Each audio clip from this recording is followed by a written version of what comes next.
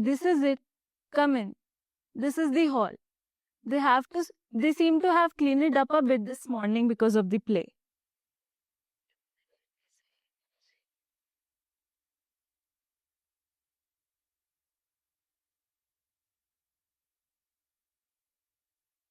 What's the matter? Did you catch your finger in the bolt? These old bolts are all the same. They just don't slide straight. And if the bolt stays out just a little bit and you don't pull it clean to one side, then what happens? Shut the door and you've had it. Locked yourself in. Suck it a little, you'll feel better. This finger of my right hand once got caught in the lock. For 5 days it was so swollen, I couldn't tell the difference between my finger and my thumb. I had to do everything with 4 fingers. Goodness. No, don't worry. It's nothing. Nothing at all.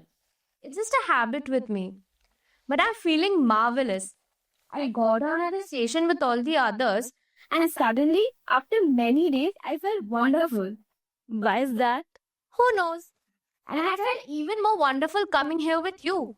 I'm so glad the others are behind. We rushed ahead, didn't we? Yes, indeed. I mean to say, I'm not in the habit of walking so fast. You do set a very lively pace. Very lively. Not always. But today, how I walked. Let's leave everyone behind, I thought, and go somewhere far, far away. Would you? With me? Yes. I like you very much. I'm hardly. You're very nice indeed. And shall I tell you something? You're a very pure and good person. I like you. Me? Yes. And I like this hall very much too. The hall too? It's just an old one. Whenever there are functions in the village, they take place here. You could say this hall just exists for the sake of functions. Speeches, receptions, weddings, to say nothing of the women's bhajan group. Your wife is in a bhajan group, I suppose. Wrong. Not wife, sister-in-law. I don't have a wife at all. Then who is that for? This you mean? My nephew. A lovely child. Do you like this toy? Yes. Why are we reached here yet?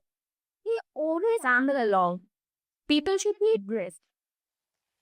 In school, when the first bell rings, my foot's already on the threshold. I haven't heard a single reproach for not being on time these past 8 years. Nor about my teaching. I'm never behindhand with my lessons. Exercises corrected on time too. Not a bit of room for disapproval. I don't give an inch of it to anyone. You're a school mom, it seems. No, a teacher. Do I seem like the complete school mom to you? No, I didn't mean it like that. Say it if you like. But I didn't say it at all. A school mom just means someone who teaches, instructs children. That's what I meant to say. They're so much better than adults. At least they don't have that blind pride of thinking they know everything. There's no nonsense stuff in their heads. They don't scratch you till you bleed, then run away like cowards. Will you please open that window? It's gone too hot for me.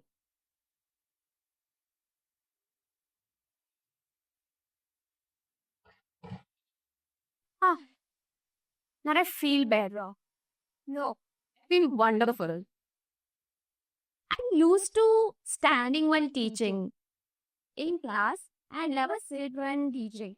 That's how I keep my eye on the whole class. No one has a chance to play up. My class is scared stiff of me. And they adore me too. My children will do anything for me. For I give the last drop of my blood to teach them. That's why people are jealous. Especially the other teachers and the management. But what can they do to me? What can they do, huh? However hard they try, what can they really do? They're holding an inquiry, if you please. But my teaching is perfect. I've put my whole life into it. I've worn myself to shadow in this job. Just because of one bit of slander, what can they do to me? Throw me out? Let them. I haven't hurt anyone. anyone at all. If I hurt anybody, it's been myself. But is there any kind of reason for throwing me out? Who are these people to say what I can or can't do? My life is my own. I couldn't sold it to anyone for a job. My will is my own. My ambitions are my own too. No one can do those. No one. I know what I right with myself and my life. I'll decide. Shall I go and see why the others haven't arrived yet? No. I feel scared when I'm alone, you know. Then I won't go. Are you not feeling well? Nonsense. Nothing's the matter with me. I'm fine. Just fine. Do you know what we were to do today, Mr. Samant. Just so. Yes. There's a notice by the temple, the Sonar Moti Tenement Progressive Association's mock law. Law, what was it? Yes, law court at 8 sharp tonight. But what does that mean, do you think? That I don't know. Something to do with the court. Quite right. Not a real court, a fake one, a make-believe one. In other words, some fun to do with the court. Exactly. Fun. But Samal, spreading enlightenment is also one of the prime objectives behind our program. So our chairman Kashikar will tell you. Kashikar can't take a STEM without a prime objective. Besides him, there's a Mrs. Hand that rocks the cradle. I mean, Mrs. Kashikar. What an excellent housewife the poor woman is. A real hand that rocks the cradle time. But what's the use? Mr. Pry's objective is tied up with uplifting the masses. And poor hand that rocks the cradle has no cradle to rock. You mean they have no... Right. You seem to be very bright, Lou. Mr. Kashikar and hand that rocks the cradle, in order that nothing should happen to either of them in that bare house, and that they shouldn't die of boredom, give shelter to a young boy. They educated him, but made him toil away. Made a slave out of him. His name Balu. Balu Okre. Who else there? Well, we have an expert on the law. He's such an authority on the subject, even a desperate client won't go anywhere near him. He just sits alone in the passage's room at court, swatting flies with legal precedence. And in his tenement, he sits alone hearing housewife. But at today's mock trial, he's a very great barrister. You'll see the wonders he performs. And there is a with us. Scientist. Interfere. Oh, it does sound good fun. And we have an intellectual too. That means someone who prides on himself on his book learning. But when there's a real life problem, away he runs. Hides his head. He's not here today. Won't be coming either. He wouldn't dare. But what's today's trial about? A case against President Johnson for producing some atomic weapons. Good heavens. Shh. I think.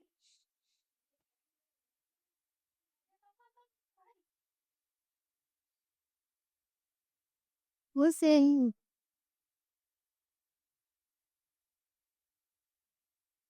Ah, here it is. Oh gosh, where is it?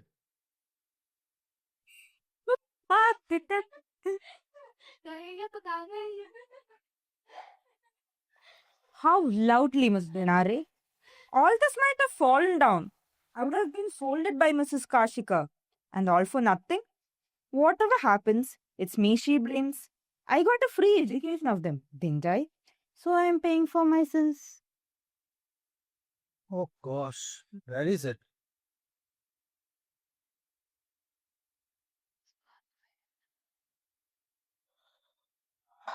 There is a lassie deep in my heart. Miss Benare, whatever happens, you don't want to grow up, do you? Huh? But in the classroom and the soul of Jesus. But I will say, why should one go around all the time with a long face? Or a square face like that poem shit. We should laugh, we should play, we should sing. And if we can, and if they let us, we should dance too. Shouldn't have any false modesty or dignity or care for anyone. And I need it. When your life's over, do you think anyone will give you a bit of this? What do you say, Raman? Do you think they will? You're quite right. The great sage Tukaram. At least I think it was him. Forget about Sage Tukaram. I say it. I, Leela Benari, a living woman. I say it from my own experience. Life is not meant for anyone else. It's your own life. It must be. It's a very, very important thing. Every moment, every bit of it is precious. Here. Not here. There. What's the matter? Okay. Tell the honest truth. Did you or did you not go in looking for the arrangements to deal with the usual nervousness before a show? Say what you will, Miss Benare. Our Pomshe looks most impressive during the trial. The scientist in the witness box, a pipe and all that. No one would believe he's just taken his Indus Science for the second time. Oh, work as a clerk in the Central Telegraph Office. Don't you laugh, Rokre. I didn't get my education on Mrs. Kashika's charity. I may have failed my inter-science, but at least I did it on my own father's money. Nonsense. Nonsense. Acha, shall I tell you a story? Children, be seated. There was once a wolf. Do tell it, miss. Sit down.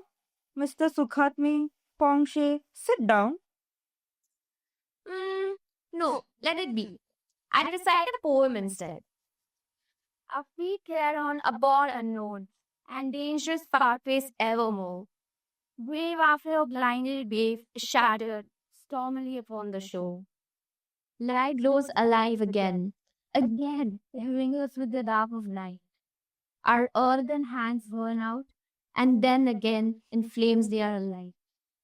Everything is fully known, and everything is clear to see.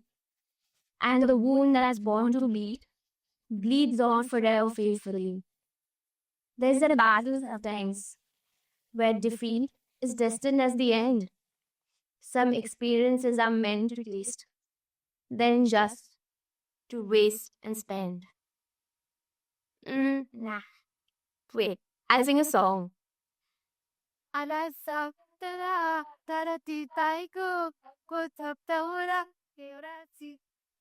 Ha! I thought I had lost my way. Oh no, that spoiled everything. Benare was singing. Very nice. Very sweet, Miss Benare.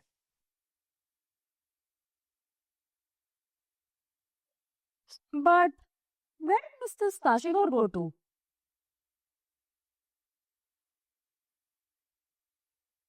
One minute, Mr. Kanik. Shall I tell you what's going through your mind right now? This hall, you are thinking, is ideal for intimate theatre. In other words, for those plays of yours for a tiny audience, which go over their heads in any case.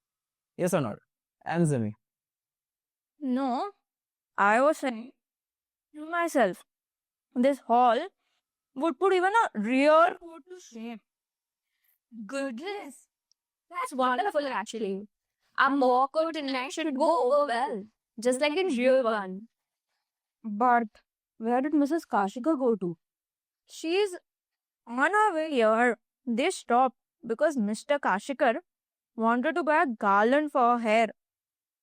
So I bought my bun and came ahead. Rokde, I hope the mic's batteries are alright. Tell them now if you like. Or else, we'll make a mess of it tonight. We must avoid last minute disasters. But somehow, they always happen. Last month, right in the middle of a show, a fuse blew. I myself was on stage. So what if the role was a small one? Somehow or the other, I managed to carry it off. It was just an ordinary amateur play for the Ganapati Puja. But the mood was destroyed. I see. Who's noticed something about Mr. and Mrs. Kashikar? What? Yes, what? I'll tell you. Nah, I won't. You tell us yourself, Miss Binaria. Let's see. Come on. I'll do this. You haven't understood a thing, Sukadne. Don't read them as those meaningless legalists. Well, although our Kashikar is a social worker and Mrs. Kashikar quite uneducated and so on, of course, I don't think education has any connection with a person's intelligence. Well, although Mrs. Kashikar is not so educated, they are both so full of life. I mean, Mrs. Kashikar buys garlands for Mrs. Kashikar. Mrs. Kashikar buys ready-made bushes for Mr. Kashikar. It really makes one feel so nice. When I, for one, see such public formalities between husband and wife, I suspect something quite different in private. Never mind about that. Couldn't we please have some chairs here, Mr. What's your name? Chairs? Oh, my name's Samant. I mean, I'll have a look. How should I know? And they're inside. Folding chairs. Let's get them.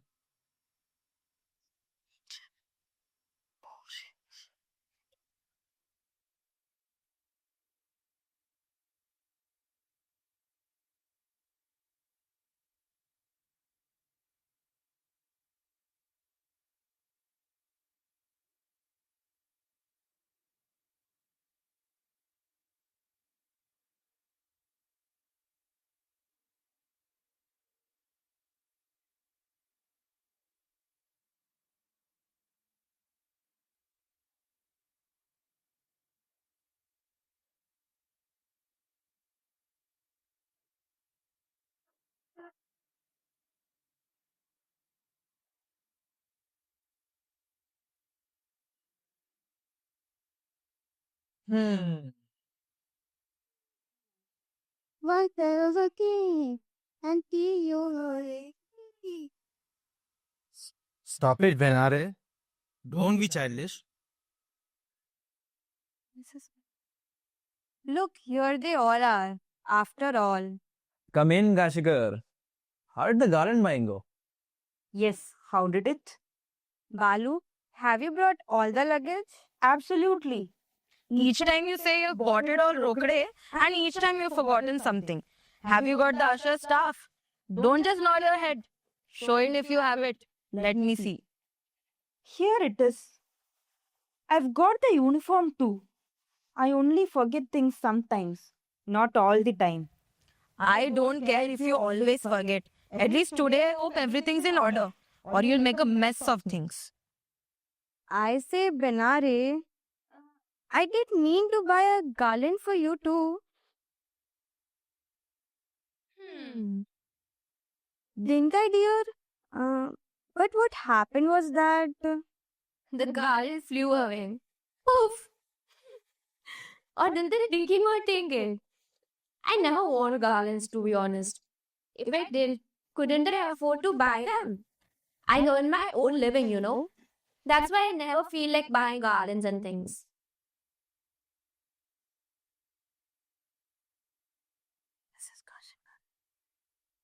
Well, what does your school have to say for itself?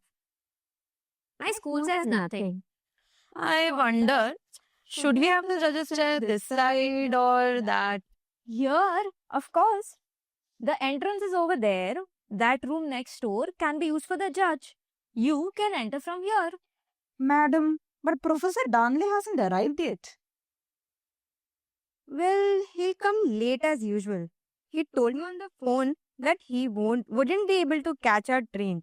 He was doing some symposium or something in the university. I've told him about this twice. Venare, did you meet him? Who? Professor Damle. No, I didn't. But madam, Samanthya says that the train doesn't reach here till 9 p.m. How will that do? It will be too late. What happened afterwards to the friend of yours, Miss Benare? That girl, the one in trouble whom you found me to marry? There was a train in between, wasn't there? Dear Balu, yours says there's no train in between. In between what? Samant here says there is no train now before the show. There's one afterwards, isn't there? That's good enough. But my dear Sukhatme, how will Professor Damle get here? He'll arrive late, if he comes at all. There's no train in between. Then he won't come at all. I'm telling you, Professor Damle is quite calculating that way. When you talk of being late, he just cancels the program and sits comfortably at home. Madam, I did drop a postcard to him as usual when I sent one to all the others. I mean, it's no fault of mine. I even wrote the address right. Here's the hitch. What's so serious about it? Don't worry. Don't worry in the least.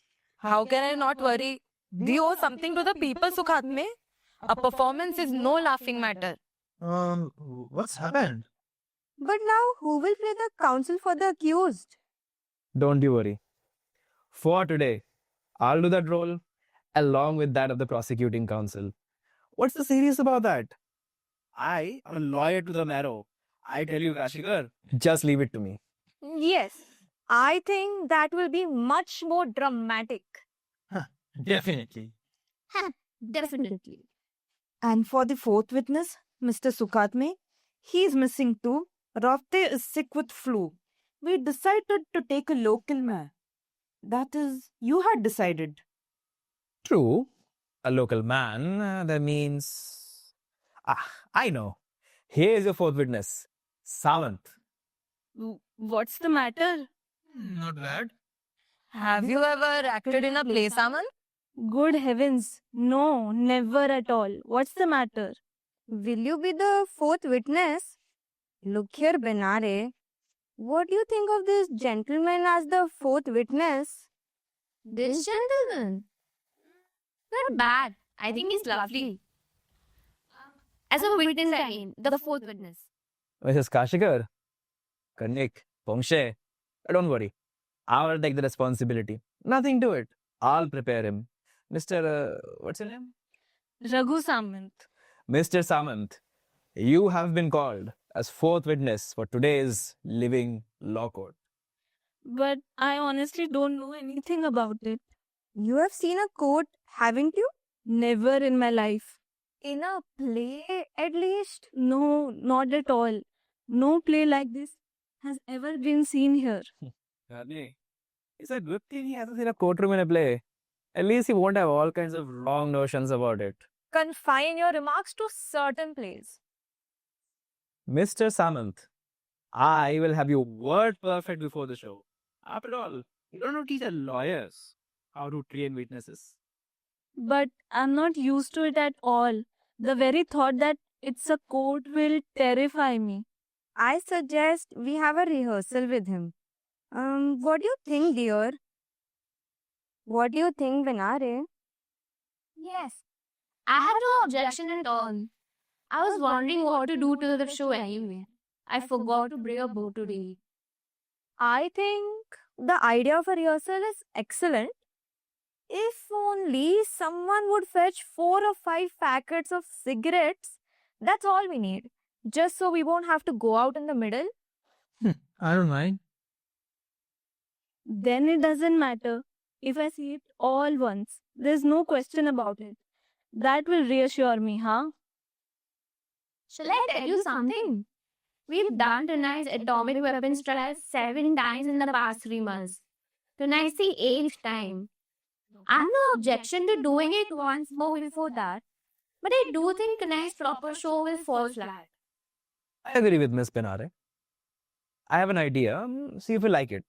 When we lawyers are at ease in the barrister's room, we sometimes play rummy or patience or a certain other game just to pass the time. Huh? Let's do that. Huh? You bring a new and imaginary case against someone. Let's have an imaginary case. So someone here will understand how court was and will pass the time more pleasantly. What do you say, Mr. Kashikar? So we have your sanction. That's all right. It doesn't do for a man in public life to show too much hesitation. One must act according to the majority's wishes. All right. Good day. Mr. Saman, could you please fetch me some pack of cigarettes from the corner? That's for me. Here you are. Why are you playing, Kongshe? Saman, give it back. What I say is, let's call it a performance expenses. That will be all right. In any case, we have to demonstrate our law code to Saman because of the performance, don't we? That settles it, Saman. Take this. Bring half dozen packets of the kind everyone wants. And bring some pan, 3 or 4 sweet ones. Yes. Don't start, will you? I'll be back in a minute. Poor thing. I'll be back.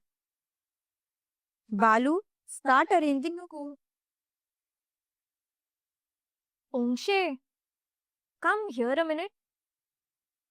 The same cast as tonight.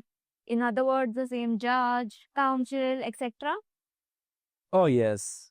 By all means. Why change it? I'll blame both lawyers. But what I say is let the accused at least be different. What do you think, Arnett? No, it's not necessary. Kongshe, you know something What? about her, about Miss Binare? Rokde told me. What? Not now. Remind me tonight, after the show. Yeah, I've got something to tell you too. About Miss Benare. If you ask me, it's a good idea. A different prisoner.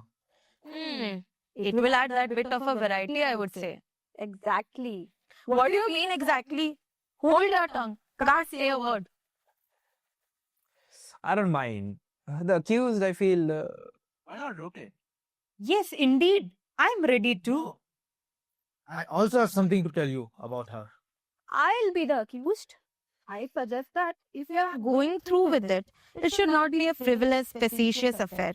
I'll be the accused, Sukhatme. Make me the accused. Ha! What importance for him? He'll be the judge, he'll be the accused. Consider me, then. I'm not keen as such, But if I'll do, I'm game. But what's wrong with me, madam? Shall I do it? I will if you like. No. She can't get among a few people without wanting to show off. Shows off all the time. Enough. I won't do it. Satisfied? We don't need to take any of you. Kashikar, let's have a really different kind of accused, huh? Let's have our Miss Punare. What do you think of my choice? It's good. Then where's the need for argument? Well, Mrs. Kashikar, If you say so, it's all right. In any case, we'll be able to see what the trial of women is like. Isn't that so, dear? One should have the experience. Of course. I suppose they're just about to make you a judge of the Supreme Court. That's not how I meant it. There's not much difference between one trial and another. but when there's a woman, In the dog, the case does have a different complexion. That's true. that is my experience. Well, Karnik, It's all right. I won't stay outside the team. I believe in team spirit. Then it's settled. Our accused for now is Benare. But what's the charge? It should be a charge with social significance. All right. Shall we do something? Come to me, all of you. Come here. Rokde. Rokde. Haven't you finished attending the court yet? I've finished. That's why I drew you a ground plan, Rokde, to show which properties go where. I don't understand your theatrical matters. I'm not used to them.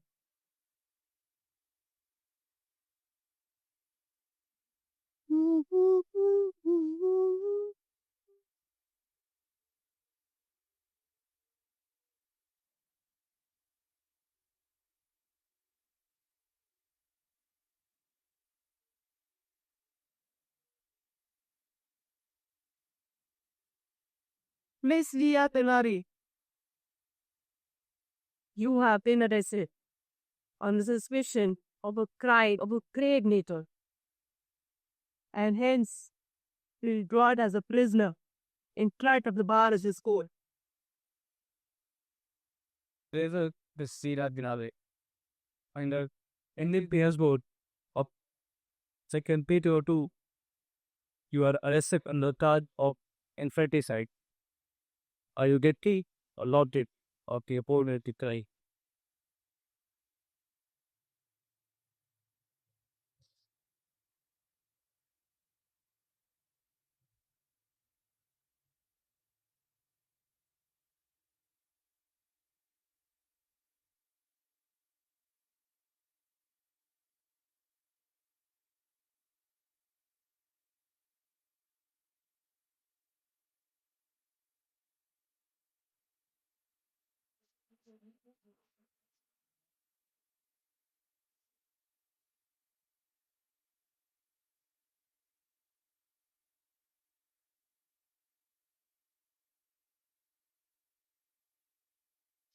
Here they are, masala pan and cigarettes.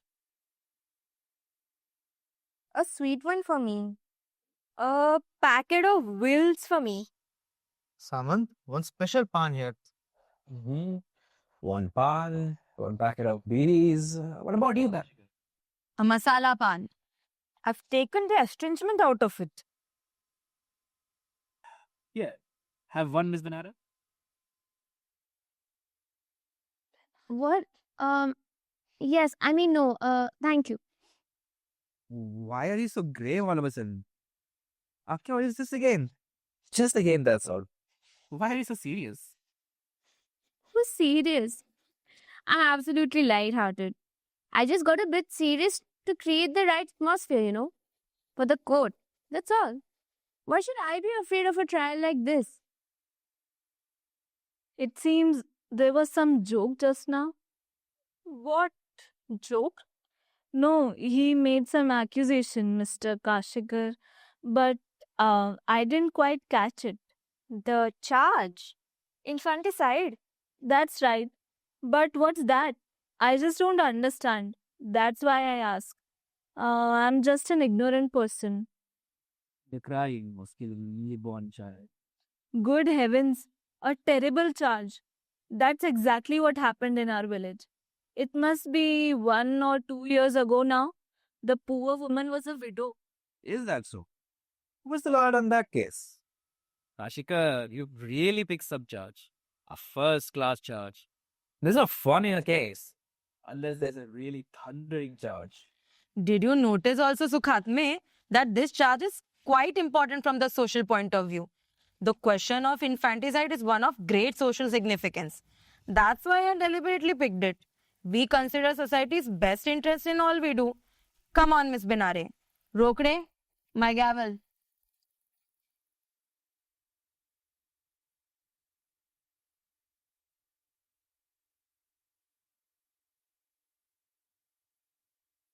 It wouldn't have mattered if I didn't have it just now. I was just checking whether you had bought it. Now to business.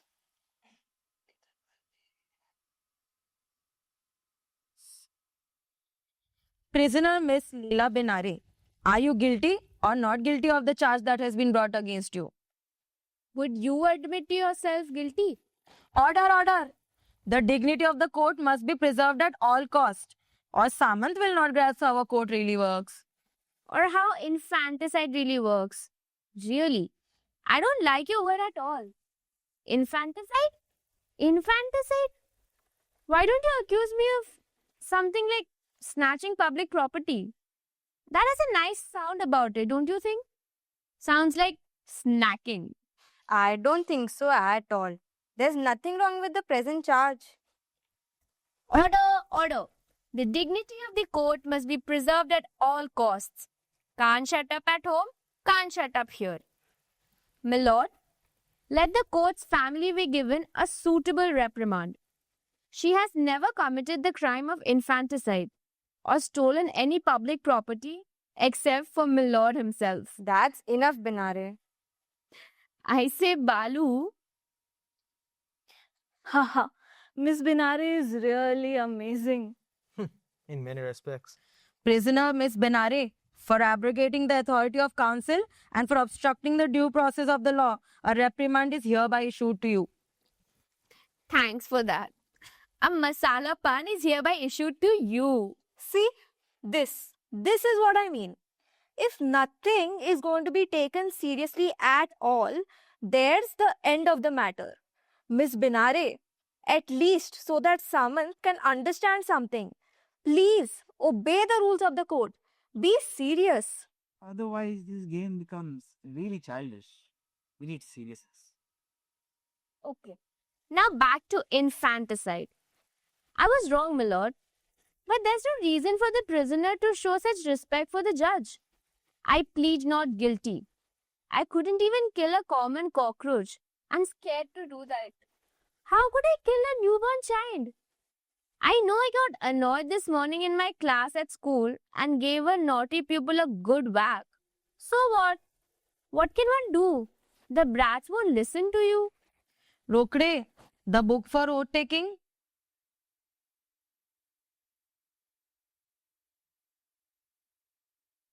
Come on, hurry up.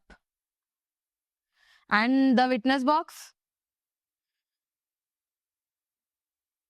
After this, there is the prosecution speech. No. My lord, the nature of the charge brought against the accused is the most terrible one. Motherhood is a sacred thing. How do you know? Order. Prisoner Miss Benare, for obstructing the work of the court, a second reprimand is hereby issued to you. Counsel for the prosecution, continue. Motherhood is pure. Moreover, there is a great nobility in our concept of motherhood. We have acknowledged woman as the mother of mankind. Our culture enjoins us to perpetual worship of her. Be thy mother as a god is to teach up children from infancy. There is a great responsibility devolving upon a mother. She is a magic circle with her whole existence in order to protect and preserve her little one. Wait, Sukhatne, you have forgotten one thing. There's a Sanskrit proverb. Janani Janma Bhumischa Swargadapi Gariyasi. Mother and the motherland both are even higher than heaven. And of course, great are the favors. Oh, mother is quite famous. Order. This is all straight out of a school composition book. Prisoner Miss Benare, for abrogating the authority of the court, a reprimand is once more issued to you. I'm deeply grateful, my lord, for your addition. In short, woman is a wife for a moment, but a mother forever. It's all right now, but you must not do that tonight, you know? All right. I just couldn't help it. What a sentence, huh? It is true. Considering this, what would we, respectable citizens, say if any woman would take the life of the delicate bundle of joy she has borne? We would say, there could be no baser or more devilish thing on earth. I intend to establish by means of evidence that the prisoner has done the same vile deed.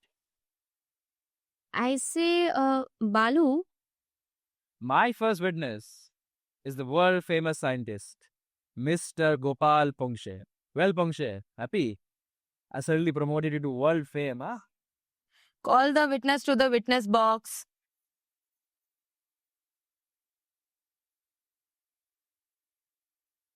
I.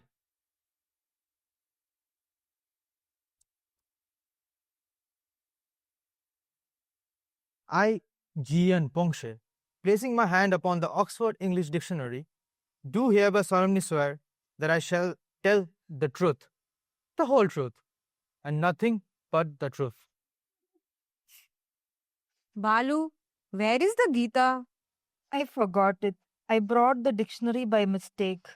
How much can I possibly remember? poor Balu. Don't pity me. I'm warning you. Begin the examination. Just observe this examination. All right? Your name? G.N. Pongshe. Go further on. We can have all the details tonight. Mr. Pongshe. Are you acquainted with the accused? Hmm. Yes, very well indeed. How would you describe her social status? A teacher. In other words, a school mom. But I'm still quite young. Mr. Kongshe, Is the accused married or unmarried? Why don't you ask the accused? But if you asked, what do you say?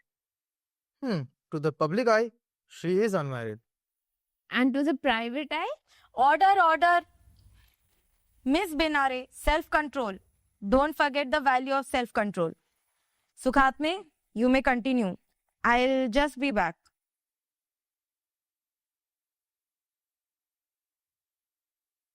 All this is all right for now. You know, it won't be like this at night.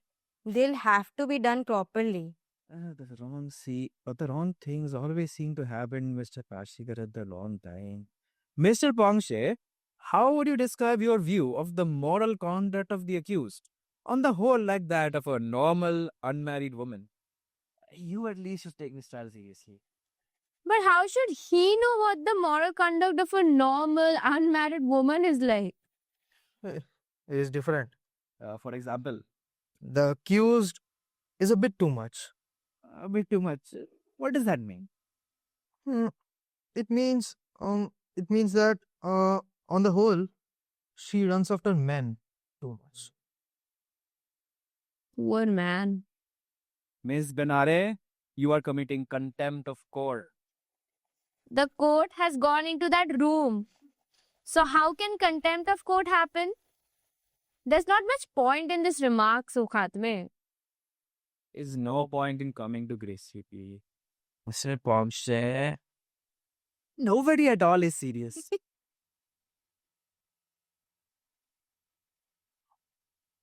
Mr. Pongshe, can you tell me, does the accused have a particularly close relationship with any man? Married or unmarried? Any married or unmarried man?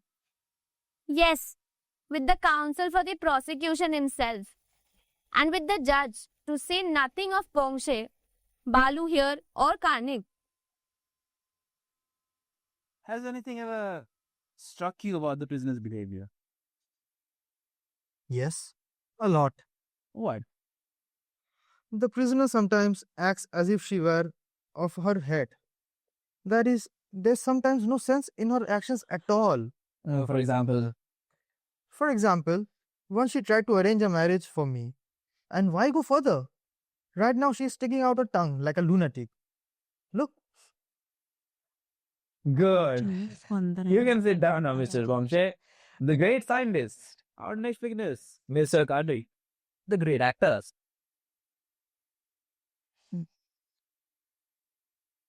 Ask. Oath, name, occupation, all over. Now, Mr. Kalik, are you an actor?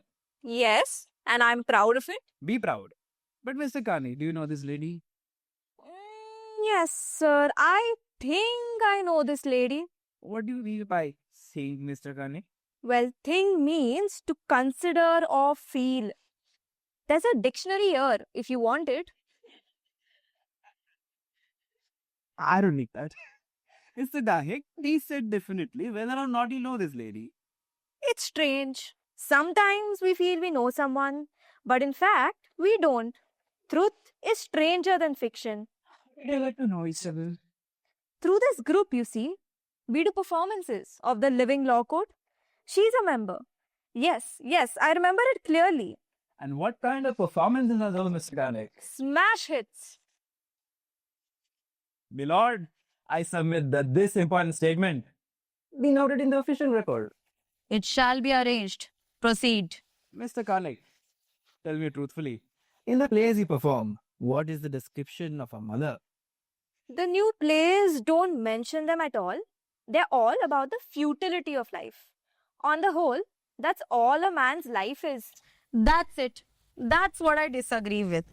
Men should have some purpose in life. Endless is our zeal for striving, should be one's motto. A purpose in life, that's what one needs. Let that pass. If you had to give a definition of a mother, how would you do it? A mother is one who gives birth. Mr. Kanik, who is the mother? The woman who protects the infant she has born, or the one who strangles it to death? Which definition do you prefer? Both are mothers because both have given birth. What do we call motherhood? Giving birth to a child, But even a bitch gives birth to pups. then she's a mother, of course. Who denied it? Who says only humans can be mothers and not dogs? Karnik, Karnik's in form today. Show us the form tonight, Karnik. Just now, let's have straight answers. Mr. Karnik, think carefully before you answer the next question. What is your opinion on the prisoner's conduct? Do you mean in this mock trial or in real life? In real life, of course. I think it's better if these little questions refer to the trial, Sukhatme. That's right, isn't it? Then it doesn't matter. I don't know anything about the moral conduct of the accused. Nothing. Are you sure? No, nothing at all. Nothing where the trial is concerned. Mr. Karnik, have you, in any circumstances, on any occasion, seen the accused in a compromising situation? Answer yes or no. Yes or no. Not me, but Rokde has. Me? I don't know a thing. Mr. Karnik, thank you very much. You may take your seat. Now, Mr. Rokre, please enter the witness box. Please enter.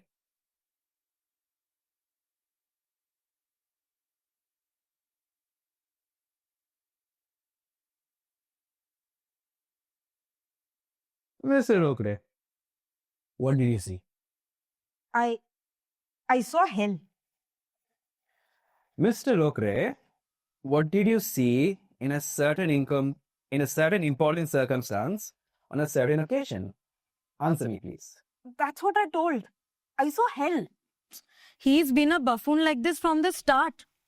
Balu, you won't have another chance. Answer him at once. How dare you be so scared? Shouldn't a man have some guts about speaking up in public?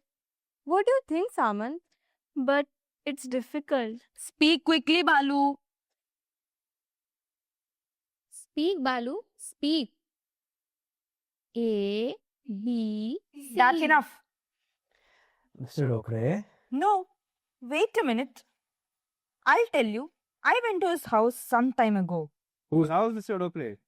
To whose house did you go? Don't keep interrupting me. I went to Damle's house. Our Professor Damle. You mean you must have been to his room in the college hostel?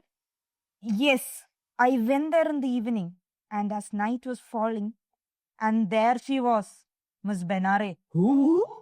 Now laugh, make fun of me.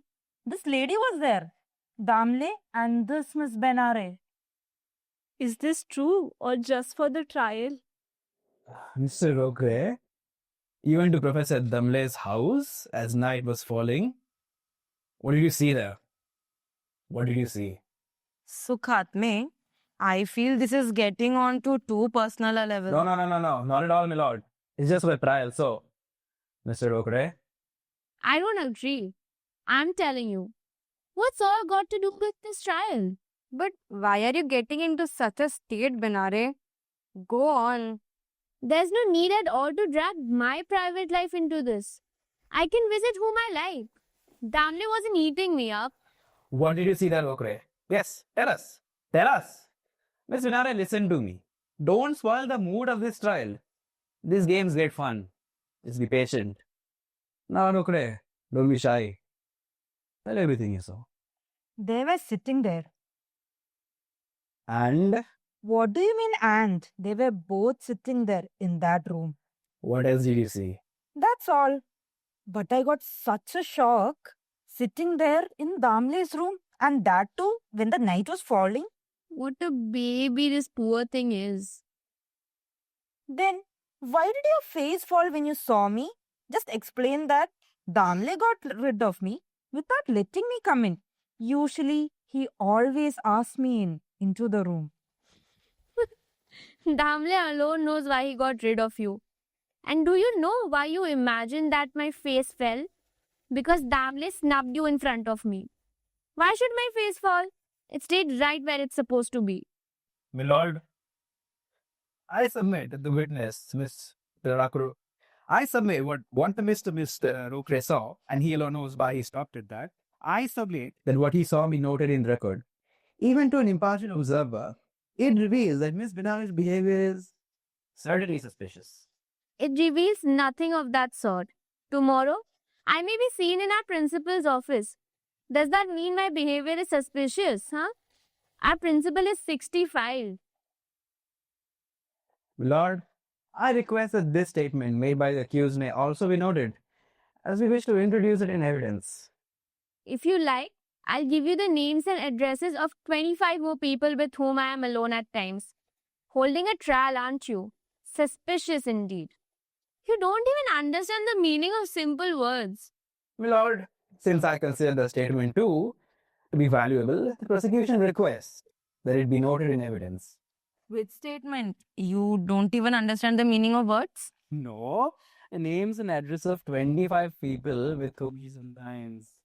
A little while ago, Mr. Mr. Samant and I were alone together. Go on, write his name down too. Why don't you? No. This lady behaved in a most exemplary manner. Mr. Rokre, you may leave the witness box.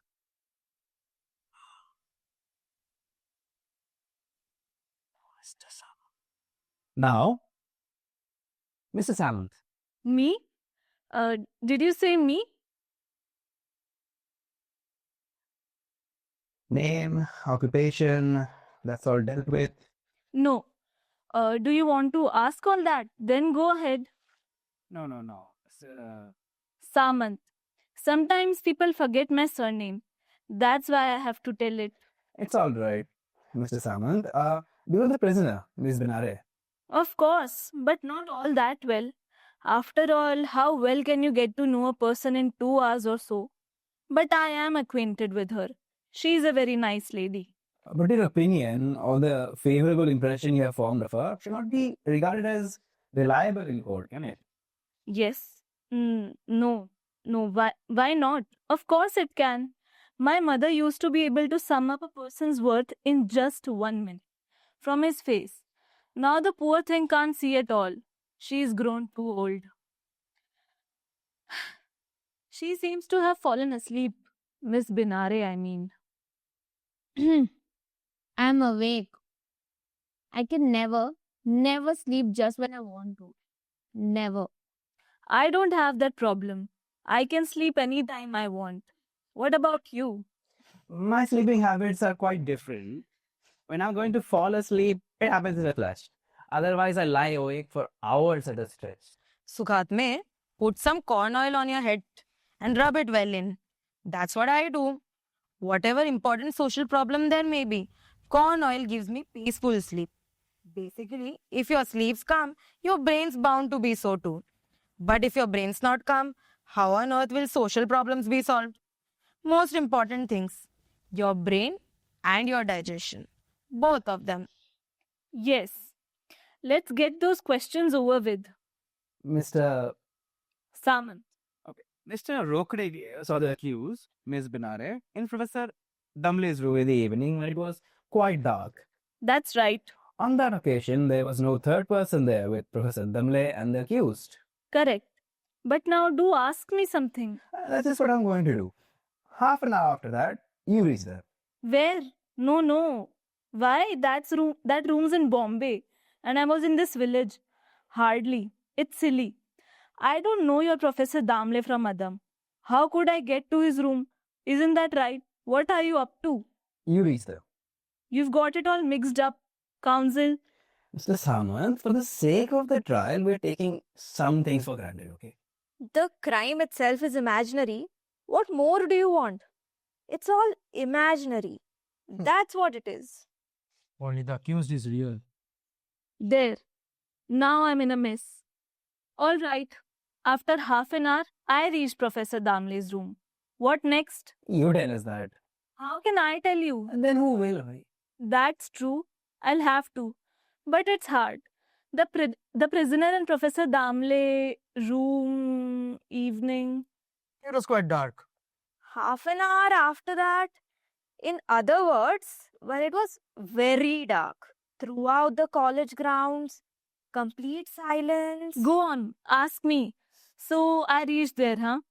I reached there and what happened was the door was locked. The door was locked. Yes, the door was locked. Not from outside, from inside. And I banged on the door. No, that's wrong. I rang the bell. The door was opened. An unknown man stood before me. Guess who it was? Professor Damle. I was seeing him for the first time. So he'd be unknown to me, wouldn't he? Bravo, Samant. Oh, he's giving his evidence so beautifully. Damle was before me. When he saw me, he said with an annoyed expression, "Yes, whom do you want?" He's describing Damle to his life. I answered, "Professor Damle." He said, "He's not at home," and he slammed the door shut. For a second, I stood there stunned. I began to think, should I go home or press the bell once more? Because I had an important errand. What? What? Well, let's say something. Let's suppose that I wanted to arrange a lecture by Professor Damle. He does lecture, doesn't he? I only ask because he's a professor. So he must lecture at times. So I stood there, wondering how I could go back without arranging the lecture. At that moment, I heard a vague sound from the room of someone crying. Crying? Yes, an indistinct sound of crying. It was a woman. Yes? For a moment, he stood there where he was. He means me. I couldn't understand who was crying. You will ask me why I didn't think it was some female member of the Professor Damle's family? Well, from the way the woman was crying, she didn't seem to be a member of his family. Why? Because the crying was soft. That is, it was secretive. Now, why would anyone cry secretively in her own house? Thinking over all this, I stood where I was. Just then, I heard some words. Some words? Who spoke? You're not supposed to ask. This gentleman, the council, will ask me. Okay. Who spoke? The woman, of course, the one inside. Good heavens. Tell us, do tell us, who was she? No, he will ask me. The council will, not you. I'm asking. Tell us quick, Mr. Samant. What were the words you heard? Don't waste time. Tell us quick, Mr. Samant. Be quick. The words were, shall I tell it all? Whatever you can remember, but tell us. If you abandon me in this condition, where shall I go? Is that really what she said? How can I tell you? Then more hands. Who else on earth can? No, I'm telling you the professor's answer. His answer, Professor Damle's. Oh, I see. Where you should go is entirely your problem. I feel great sympathy for you, but I can do nothing. I must protect my reputation. At that, she said, that's all you can talk about. Your reputation. How heartless you are. He replied, nature is heartless. I see. Amazing. Amazing. If you abandon me, I shall have no choice but to take my life. Then do that. I also have no choice. If you kill yourself, I shall be in torment. Simply thrilling. But this threat will not make me budge an inch from my considered course of action, he said. She replied, bear it in mind that you will not escape the guilt of murdering two. I'm wrong. No, I'm right. 2 living beings. And then there came a terrifying laugh. That's enough. Order. It's all a lie. A complete lie. Of course it is. So? Even if it is a lie, it's an effective one. Do go on, Samant. No, stop all this. Stop it. But what's the matter? This has got to stop, man. Not a word of it is true. Of course not. It's all made up. It's a lie. That's quite right. You're telling barefaced lies. What else? You see, everything I'm saying is out of this novel. Mr. Samant, terrifying laugh. What happened after that? If anyone says one more word after this, I'll go away. Mr. Samant? I'll smash up all this. I'll smash it all into bits. into little bits. But my dear Benare, as a conscience is clear, why are you flying into such a violent rage? You've not deliberately ganged up on me. You've plotted against me. No, no, dear madam. Really, it's nothing like that. Mr. Samant, answer. Professor Damle gave a terrifying laugh. Then what did the unknown woman inside the room say? Wait, wait. I'll find the page and let you know. Samant, if you say one more word, I'll just you wait. Mr. Samant? It's quite a problem. I just can't find the page. My lord, the occurrence, as it has been related, speaks so vividly for itself that there is hardly any need to add anything over and above it. This entire statement should be noted down as part of evidence against the accused. Request granted. Note it down. Note everything down. Just take down note after note. What can you do to me? Tell me. Just try. Dear, oh dear, whatever's happened so suddenly to the lady. It's all become quite unexpectedly enjoyable. The whole fabric of society is being soiled these days, Sukhatme. Nothing is undefiled anymore. That's why thoughtful people like us, Mr. Kashika, should consider these matters seriously and responsibly. It should not be taken lightly. You are absolutely right. And if thoughts alone are not enough, we must use deeds, action, and panic. Yes. Action. Right. Here, feelings are not enough. Here, we must all get together. We must act. But whatever's happened, really? Keep quiet. What could have happened, Sukhatme? What's your guess? That is the mystery. And I think we know the answer to this mystery. What? Why not? Well, children, the conclusion's obvious. There's some substance in what Mr. Samant said. Even though it came from a book, it holds water. Do you mean that Miss Benare and Professor Da... Yes! Beyond the shadow of doubt. There's no question about it.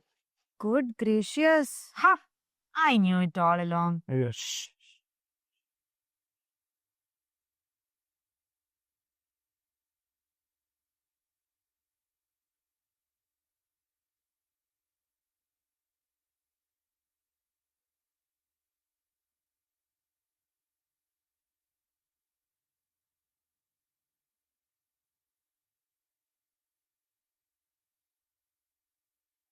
There, it's happened. The bolt slipped shut outside. That's always the trouble with this door. If you don't pull the bolt properly to one side when you come in and then you close the door from inside, you've had it. The door's locked from outside. It's always the case. Try as you will, it just won't open. And what's more, the offices are closed, so there won't be anyone outside just now. It's no use. Madam, when you pulled the bolt, you did it the wrong way. You should have pulled it back fully. It's no use. It's locked. Let that use herself to be summoned in the witness box. I think that in the circumstances, Mr. Sukhatme, the trial should continue.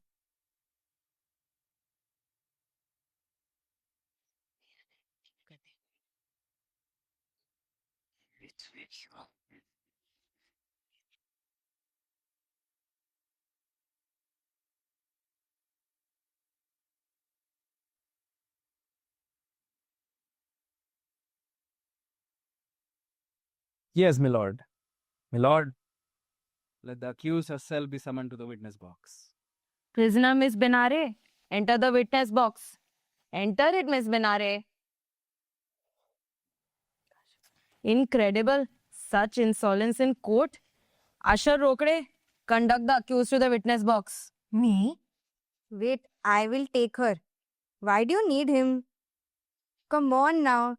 Come on, Benare.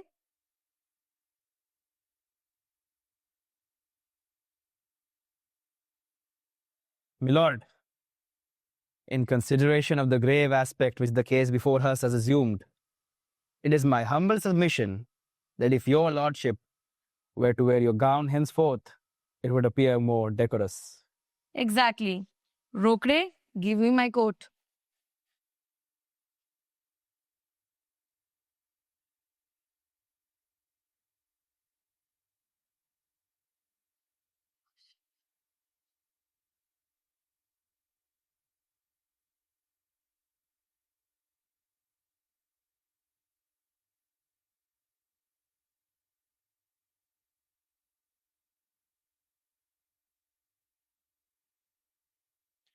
Now, prisoner Benare, take the oath.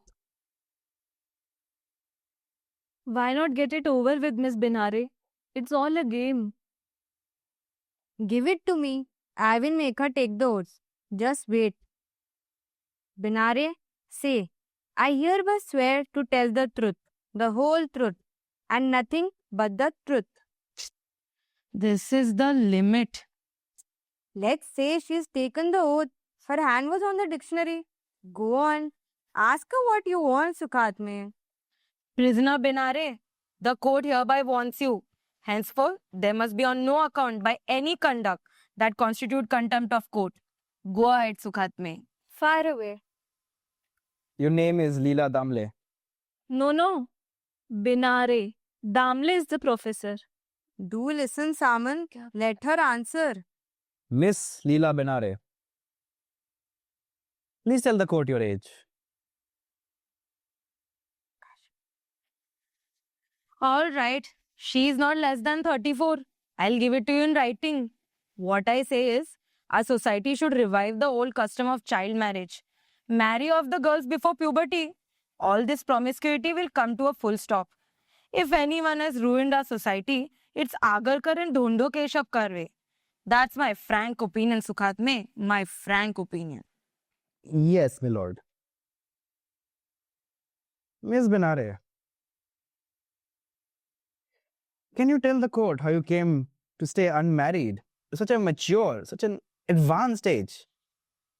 Let me frame my question somewhat differently. How many chances of marriage have you had so far in your life? And how did you miss them? Tell the court. Answer him. This is really too much.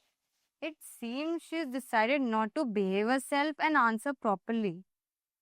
My lord, I close the examination of the accused for the time being. It could be resumed at the appropriate time.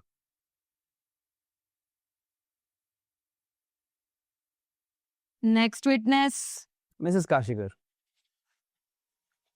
Look, that's eagerness for you. You've hardly called her, and there she is. You needn't be like that. I have already taken the oath. Benare and I, let's say we took it together. And of course, I will tell the truth. Who's scared? Very well. Mrs. Kashikar, can you give me some information, please? How did Miss Benare remain unmarried till such a late age? That's easy. Because she didn't get married, of course. That's it. But Mrs. Kashikar at the age of 32. 34. Counted as 34. How is it that till the age of 34, an educated, well brought up girl? Girl? You mean woman? If you call her girl, you better call me a young lady. Alright, let's call her a woman then. But why isn't she married? Can you explain that? Damn the explanation. Anyone who really wants to get married can get married in a flash. You mean that Miss Benare didn't want to? What else? That's what happened these days. When you get everything without marrying, they just want comfort. They couldn't care less about responsibility. Let me tell you, in my time, even if a girl was snub, nose, swallow, hunchbacked or anything whatever, she could still get married. It's the sly new fashion of women earning that makes everything go wrong. That's how promiscuity has spread throughout our society. Rokre, finish writing?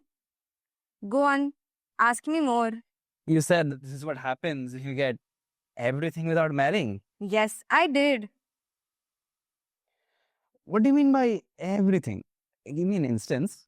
I shouldn't say it, but since it comes up in court, I will. Just hold this a minute. Why must she have Professor Damle and Damle alone to see her home after performance? Tell me that. I see. So Miss Binare needs Professor Damle to see her home after the performance. What else? Once me and my husband, it was just last September. September, wasn't it, dear? No prompting the witness. You say what you want. Yes, it was September. We both said, come, we'll drop you. Since she was to go home alone, but she was very sly, went off with Damle. We looked for her, but she did vanish. Peculiar. Just a while back, she was protesting. It's a lie. It's a persecution. Now, how is she struck dumb? That shows you can't suppress the truth. Give me that wool. This is Kashikar. Professor Damle is a family man. Yes, he has 5 children. Then how do you know Miss Binare doesn't see his company innocently as a responsible elder person? Then, do you mean to say that we, me and my husband, are just vagabonds? And Damle may be an older man, but what about Balu? What about him, Mrs. Kashikar? What about Rokde? That's what I'm telling you. After another performance, Banare made overtures to him. In the dark, it was he who told me, didn't you, Balu? Yes, but no. No. She was alone with me a little while ago and Mrs. Kashikar, you may step down. But evidence is complete. Milord, I submit that Rokre be called once more to give evidence.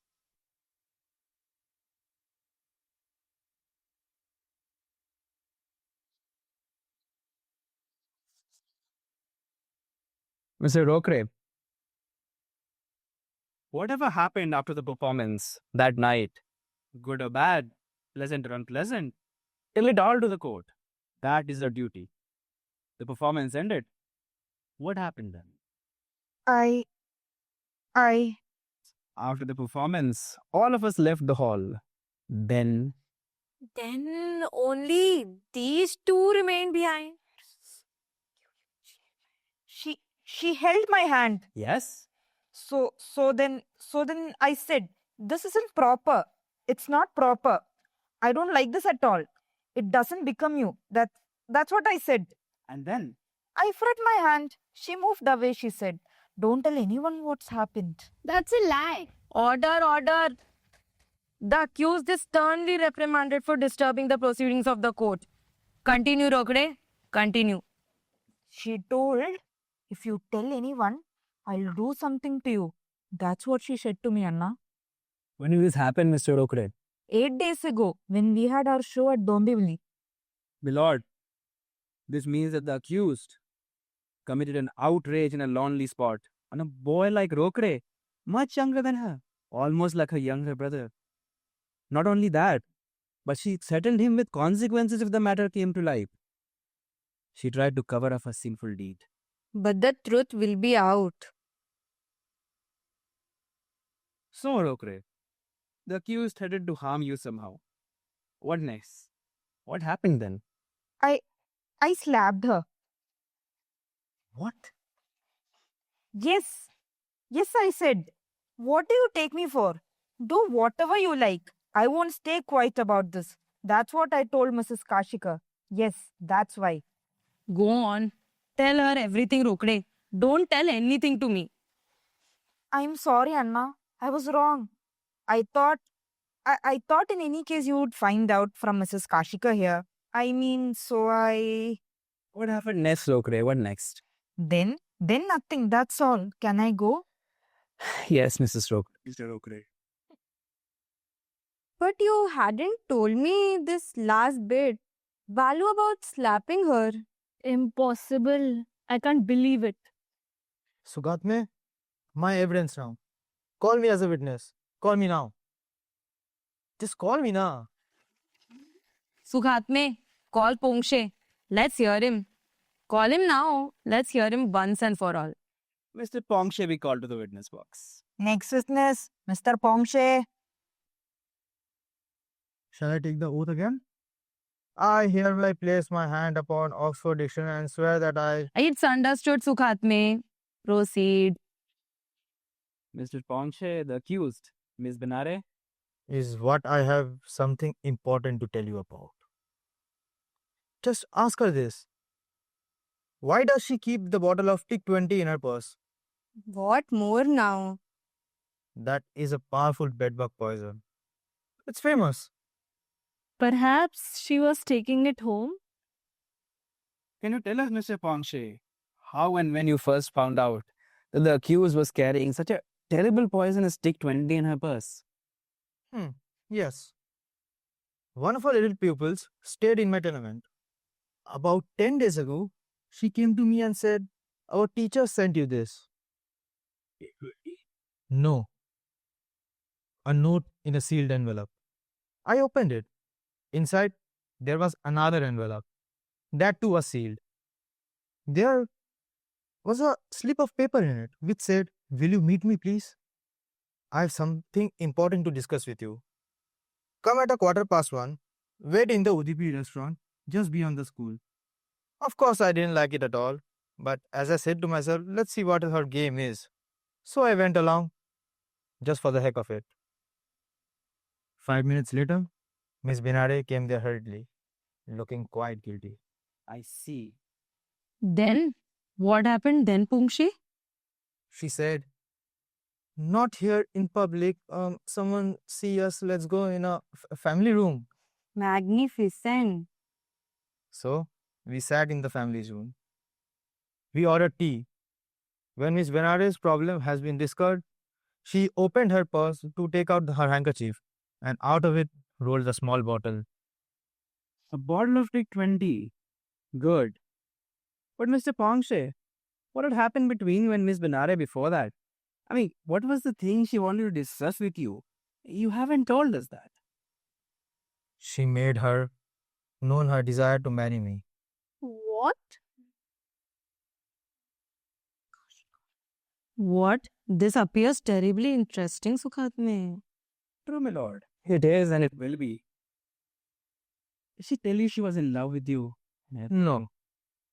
But she told me she was pregnant. Are you telling the truth? Pungshe. What do you think? That I'm lying? Who was the father? Continue, Pungshe, continue. Don't stop there. Mr. Pongshe. Miss Benare made me promise to never to tell anyone the name of the man.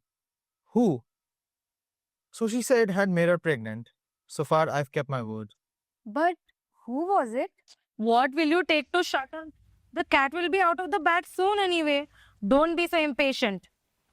Now, but what I don't understand, Pungshe, is why, if Miss Benare was pregnant by one man, she expressed a desire to marry another. I mean, to marry you. Exactly. What was your answer, Mr. Pongshe? Would you prefer to take a broad view of things for the sake of humanity and accept the child along with the mother? The answer is quite clear. You weren't prepared, of course. No, I wasn't. And it was after this, Mr. Pongshe, that the bottle of Tick 20 rolled out of Miss Benare's purse. Of course. I myself picked it up and returned it to her. Shall I give you the whole conversation? If you want, and I tell that too. No. No. Silence. Pungshe, give us the conversation.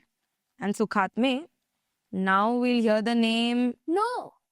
You promised me, Pungshe. Mr. Pongshe, what indeed could the conversation have been for Miss Benare here to be so agonized? Tell us, Pungshe. Don't wait. Tell it quick. This is a matter of social importance. But she won't like it. Who is the judge here, Pungshe? Since when has the question of the accused likes and dislikes been admitted in court? When? I say to you. Pungshe. Order, order. The accused to the dock. To the dock. Rokde, conduct the accused to the dock. Just you tell it and you'll see, Pungshe.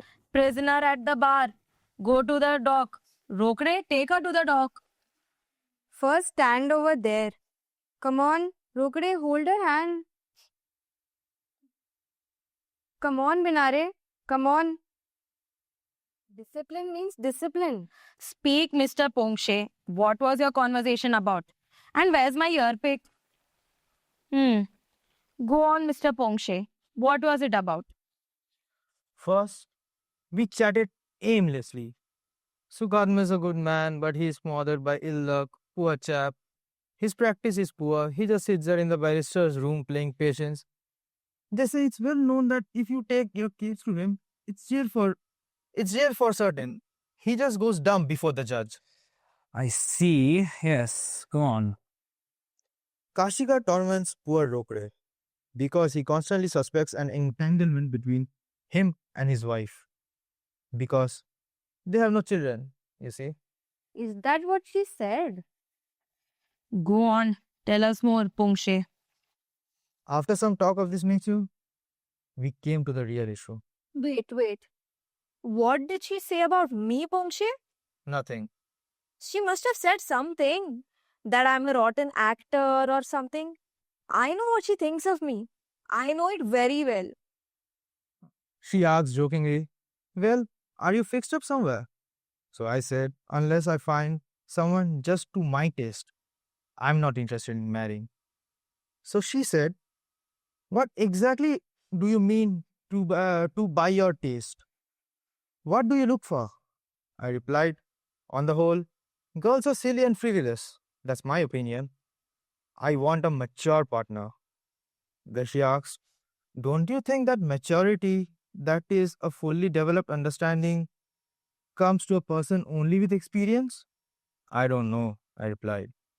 She then said, "An experience comes with age, with a slightly unusual way of life. And this sort of experience is never happy or pleasing. It gives pain to the person who gains it, and it's usually intolerable to others. But will you bear with it?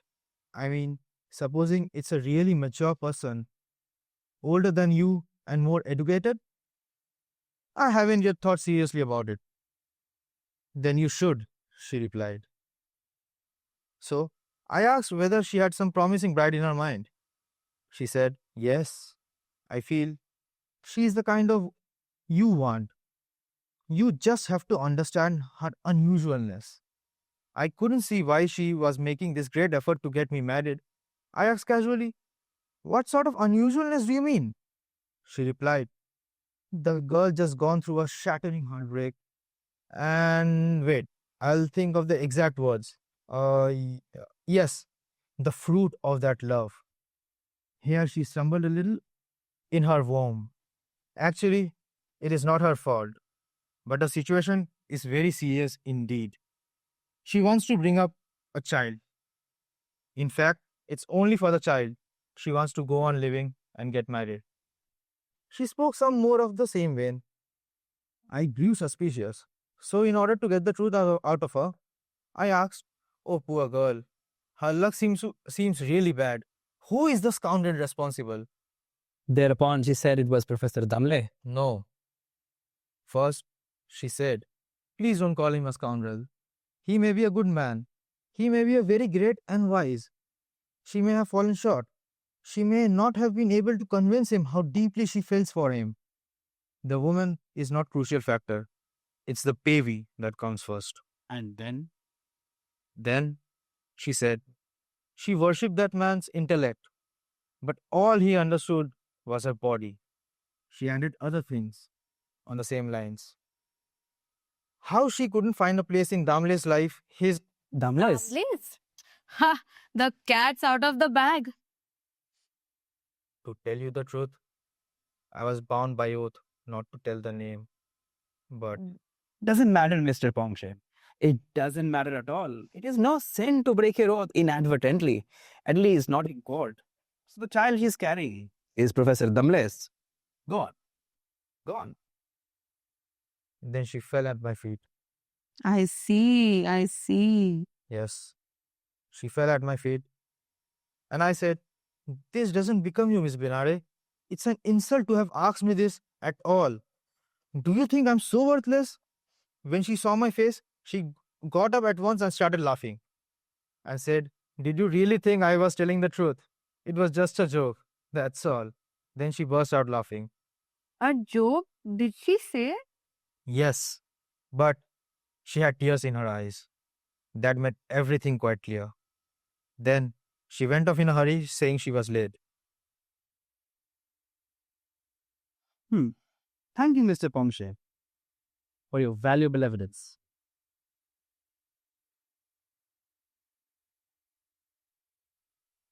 10 days before the incident of holding Rokre's hand. Okay, that's fine. My lord, this evidence needs no comment. It is so clear and I may add, so self-evident. The accused first accosted Mr. Pongshe. When she realized that there was nothing doing in that quarter, she committed the outrage on Rokre. The next witness will be the accused, my lord. Wait. Wait. I have something important to disclose regarding the case. Mr. Karnik, into the box. Speak, Mr. Karnik. What do you wish to tell the court? The evidence given to the court by Rokde concerning the accused, Miss Binare, and himself is incorrect. What business is it of yours?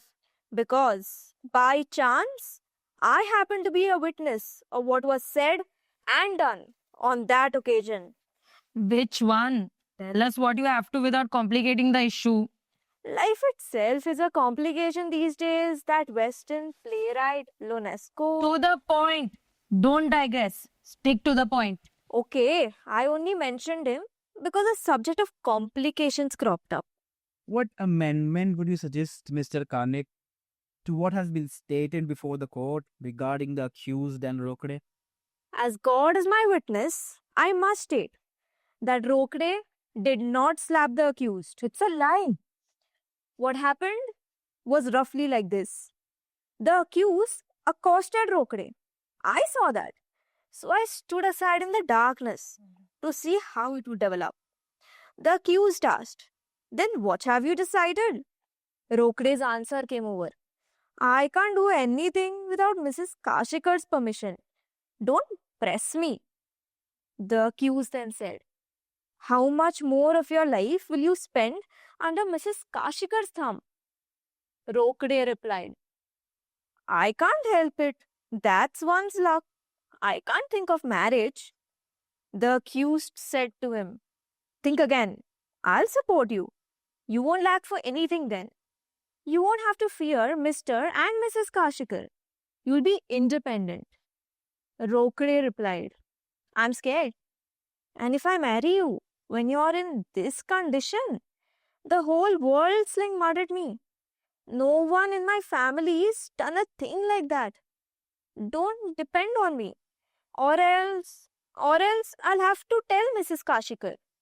And upon this, the accused, in a rage, It's a lie. struck Rokde in the face. It's a lie. A bare-faced lie.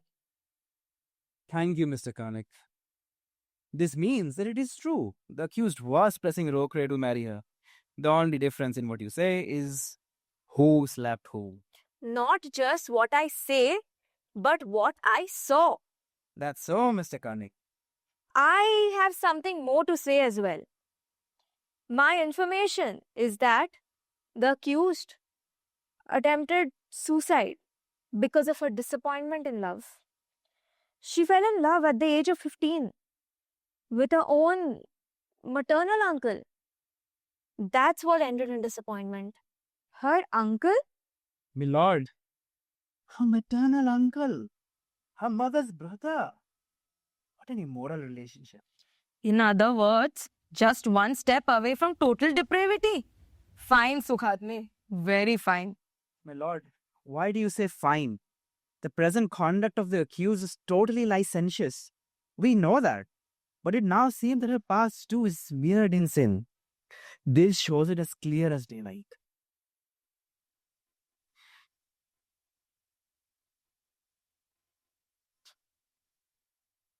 I finished. There's no doubt at all, Sukhatme. No doubt. About what, my lord? I'll tell you, Sukhatme. I wish to set aside the tradition of the court and give an important piece of evidence. My lord? This case has great social significance, Sukhatme. No joking. I must put aside the practice of court and give evidence. Sukhatme, ask my permission. Ask me. Ask. My lord, considering the importance of the case, I humbly submit that tradition should be broken to allow the judge's worshipful self to enter the witness box. Permission granted.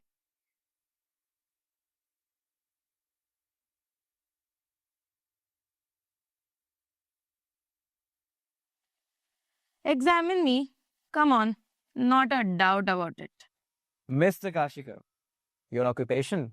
Social worker. Do you know the accused? Only too well. A sinful canker on the body of society. That's my honest opinion of these grown up unmarried girls. Do not give your opinion unless you ask, Mr. Kashikar. An opinion's an opinion. I don't wait for anyone's permission to give it. Bravo. Don't wait for it then. Mr. Kashikar, can you place before the court any important evidence about the charge that has been made here against the accused? Well, that's why I'm standing here. Then speak. I often have cause to visit the famous leaders Nana Sahib Shinde of Bombay. Recently, at his house, say at about 9 o'clock at night, when I was waiting there to discuss some work, I heard conversations in the next room. One of the voices was Nana Sahib's, but the other voice too seemed familiar. Whose was it? Sukhatme, give her a reprimand. Go on. You mustn't interrupt a witness. Now, before I could tell whose the other voice was, the conversation was over. In a little while, Nana Sahib came out. In the course of our conversation, I asked about it. He replied, a school mistress from our education society's high school had come here. She comes here continually. She wants us to drop an enquiry against her. She's a young woman. So I couldn't say no straight away. I have called her again for a quiet talk. Of course, I was still curious who this woman could be. Though Nana Sahib did not tell me, I have just realized that the woman, far from being some stranger, was this one. I mean, she was Miss Benare. I'm 101% certain. The same voice exactly. Not a doubt of it. Good gracious. Ask me, Sukhatme, how I'm so certain. This very morning, I took over a garland of flowers to Nana Sahib's house. As it is his birthday, there, Nana Sahib was talking angrily to someone on the phone. It is a sin to be pregnant before marriage. It would be still more immoral to let such a woman teach in such a condition. There is no alternative. This woman must be dismissed. He was saying. Finally, he instructed, send the order for my signature this very day. Now, who else comes to your mind? Tell me. I say it was Miss Benare. Dear, oh dear, is she going to lose her job? It can be helped. Tit for tat. As you sow, so shall you reap. That's the rule of life. But Mr. Kashikar, what made you think that woman was this one? Was positively our Miss Benare? My dear man, do you take me for a child that I shouldn't understand such a simple thing? I've been studying society for the last 40 years. I'll have you know, a word to the wise is enough. There is not the slightest doubt in my mind that I have guessed right. It was definitely Miss Benare. Just see whether or not she gets that order tomorrow. That's all. Order for dismissal. That's all I wanted to record here.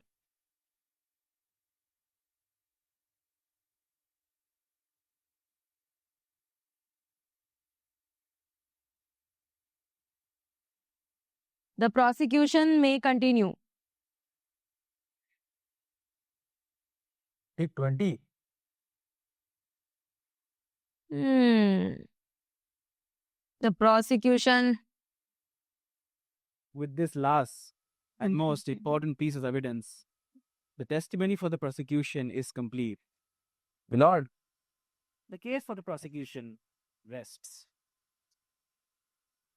Counsel for the accused.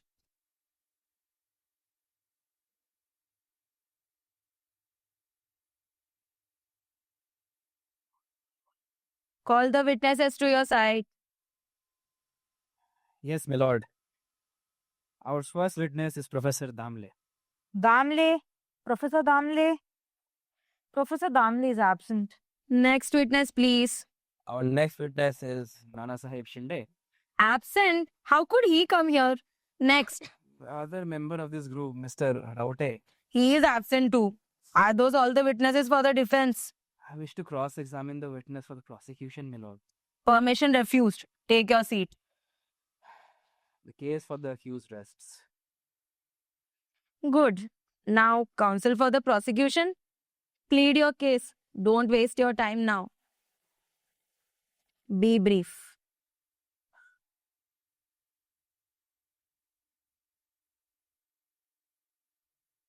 The nature of the charge against the accused, Miss Leela Benare, is truly dreadful.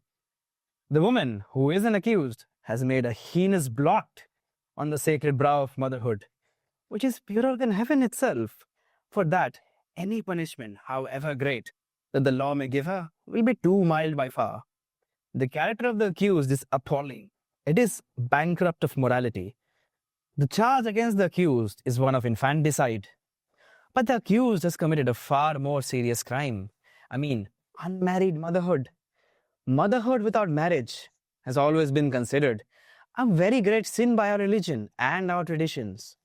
Moreover, if the accused's intention of bringing up the offspring of this unlawful maternity is carried to completion, I have a dreadful fear that the very existence of society will be in danger.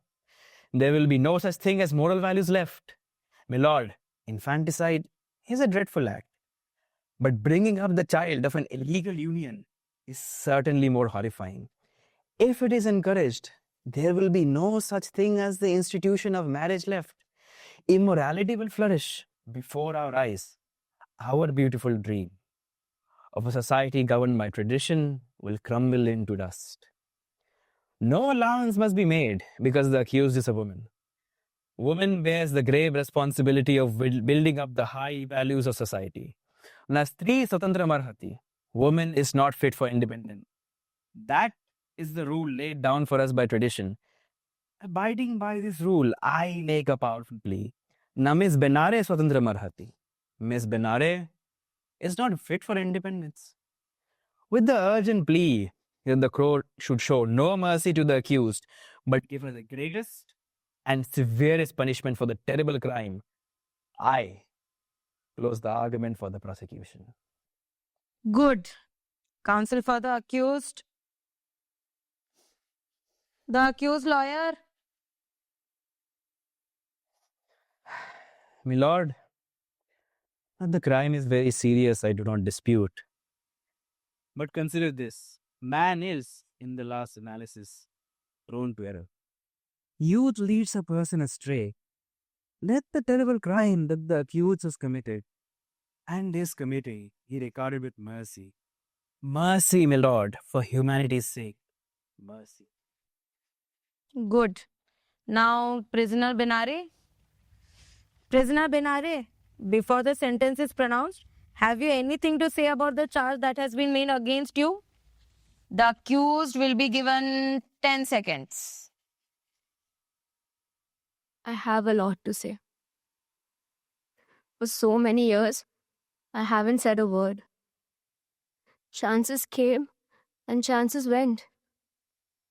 Storms raged one after another about my throat, and there was a wheel like death in my heart. But each time I shut my lips tight. I thought, no one will understand. No one can understand. When great waves of words came and beat against my lips, how stupid everyone around me, how childish, how silly they all seemed. Even the man I call my own, I thought I should just laugh. And laugh till I burst.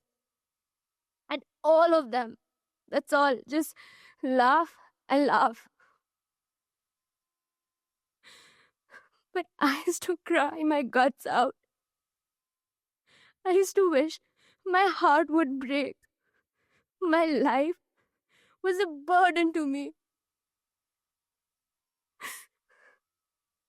But when you can't lose it, you realize the value of it. You realize the value of living. you see what happiness means. How new, how wonderful every moment is. Even you seem new to yourself. The sky, birds, clouds, the branch of a dried up tree that gently bends in, the curtain moving at the window, the silence all around, all sorts of distant little noises, even the strong smell of medicines in a hospital, even that seems full to be bursting with life. Life seems to sing for you. There's great joy in a suicide that's failed, you know. It's even greater than the pain of living. Throw your life away, and you realize the luck of having it. Guard it dearer than life, and it only seems fit to throw it away. It's funny, isn't it? Look after it, and you feel like throwing it away. Throw it away, and you're blissfully happy it's saved. Nothing ever satisfied. That's the funniest part of it all. The same thing again and again and again. Life is like this, life is so and so, life is such and such. Life is a book that goes dripping into pieces. Life is a poisonous snake that bites itself. Life is a betrayal. Life is a fraud. Life is a drug. Life is a drudgery. Life is something that's nothing, or a nothing that's something. My lord, life is a very dreadful thing. Life must be hanged. Na jivan jivana marati. Life is not worthy of life. Hold an inquiry against life. Sack it from its job. But why? Tell me why. Was I slack in my work? I just put my whole life into working with the children. I loved it. I taught them well. I know that. I knew life is not a straightforward thing. People can be so cruel. Even your own flesh and blood don't want to understand you. Only one thing in life is important. It's the body. The body. You may deny it, but it is true. Emotion is something people talk about with sentiment. It was obvious to me. I was living through it. It was burning through me. But do you know? I did not teach any of this to those tender young souls. I swallowed that poison, but I didn't let one drop of it touch them. I taught them beauty. I taught them purity. I cried inside, and I made them laugh. I was cracking up with despair, but I taught them hope. So tell me, for what sin are they robbing me of my job? My only comfort. My private life is my own business. I'll decide what to do with myself. Everyone should be able to. That can't be anyone else's business. Understand? My life is my own business. Everyone has a bent, a manner, an aim in life. What's anyone else to do with this, huh?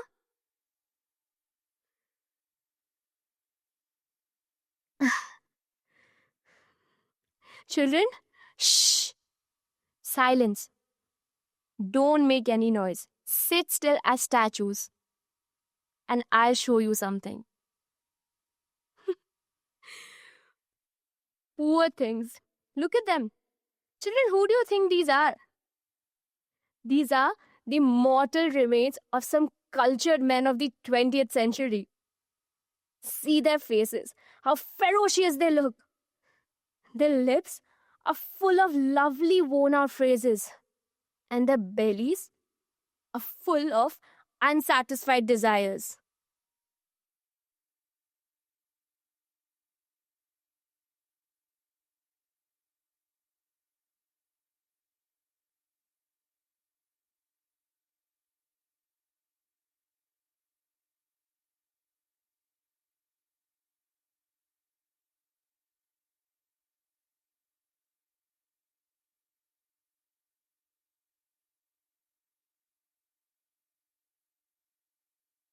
No.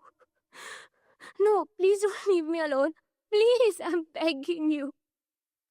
I'm scared of them. Please don't leave. Please. It's true.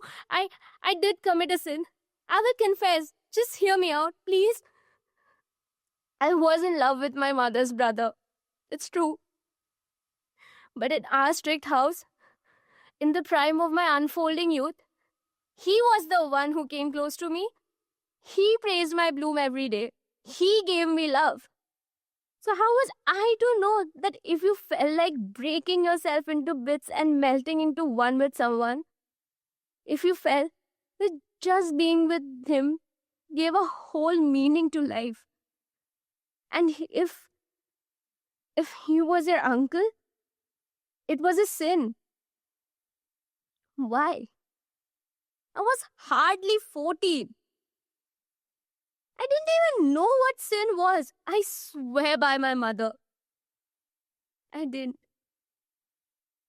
I insisted on marriage so I could live my beautiful, lovely dream openly, like everyone else. Everyone else, you know. But all of them, even my mother, they were all against it. And my brave man, my brave man just turned tail and ran. Such a rage. I felt like smashing his face and pubbling and spitting on it. I was just a child. Instead, I threw myself off a parapet of her house to embrace death. That seemed like the best option. But I didn't die. My body didn't die. I felt as if my feelings were dead. But they hadn't died either. Time went. And again, I fell in love. As a grown woman this time. I threw all my heart into it. I thought, this will be different. It has to be. This love is intelligent. It is a love for an unusual intellect. It isn't love at all. It's worship. But again it was the same mistake. I offered up my body on the altar of my worship. And my intellectual God took the offering and went his way. He didn't want my mind or my devotion. He didn't care about them. He wasn't a god. He was a man for whom everything was of the body, for the body. That's all.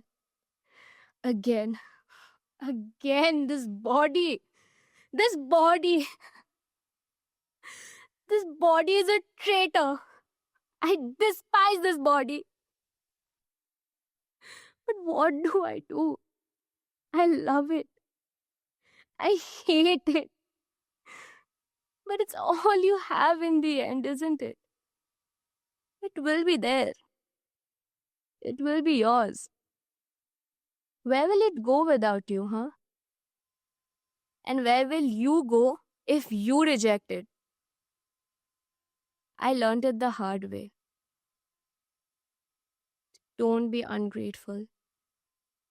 It was your body that once burned and gave you a moment so beautiful, so blissful, so near to heaven. Have you forgotten that? It took you high, and high above yourself into a place like paradise. Will you deny it now? And now, it carries within it the witness of that time. A tender little bud of what will be a lisping, laughing, dancing little life. My child. My whole existence. I want my body now for him. The same one that I despised. I wanted for him alone. He must have a mother, a father to call his own, a house. He needs a house to be looked after. He must have a good name. The time is up. The accused has no statement to make. In any case, it would be of no use. The cup of her crime is now full. Now, the judgment.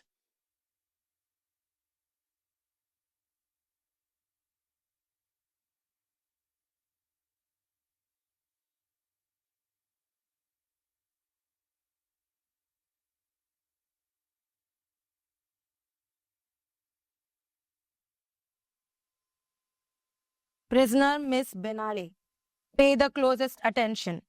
The crimes you have committed are most terrible. There is no forgiveness for them. Your sin must be expiated. Irresponsibility must be chained down. Social customs, after all, are of supreme importance. Marriage is the very foundation of our society's stability. Motherhood must be sacred and pure. This court takes a serious view of your attempt to dynamite all this. It is the firm opinion of this court that your behavior puts you beyond mercy.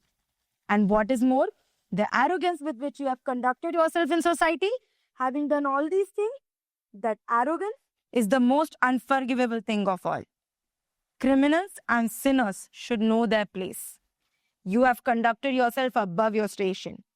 The court expresses its indignation at your presumptuousness. Moreover, the future of posterity was entrusted to you. This is a very dreadful thing.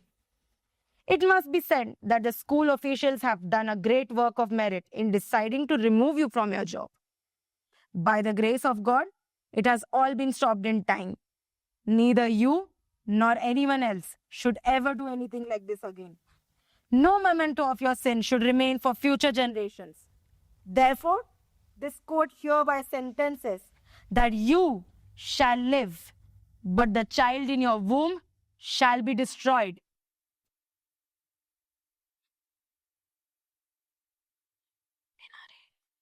No, no, no, I won't let this happen. You can't do this. No.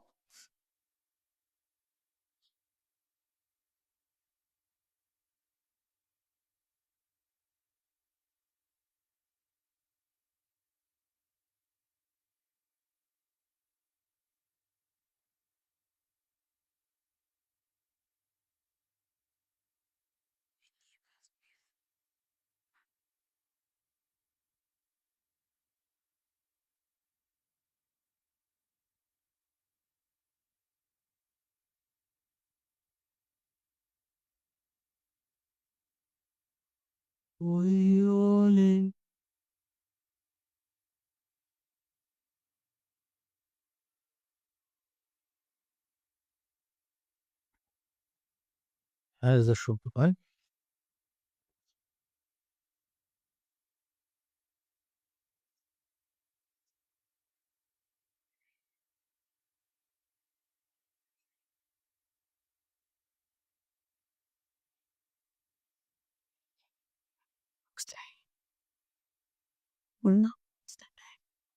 What's the time? It's quite dark now. Rokde, it's your job to look after the timing of the show. What were you doing all this time? Useless fellow. Let him be, Kashika. We had some good fun. Felt just like fighting a real case, huh? Come on, get ready quickly, everyone. Come on. I'm always ready. She's taken it really too hard. How sensitive the child is. You're telling me she's taking it too much to heart. After all, it was. Just a game. What else? A game, that's all. A mere game. Binare? Binare, come on. Get up. It's time for the show. The show must go on. Do get up, Binare. The show must start on time. Come on now. Look, it was all untrue. It would hardly be true, would it? Samant, please arrange some tea for us. The lady needs some tea. Yes. Hmm. Come on. Come on. Come and wash and dress up. Enough playing about. Now to business. Come on.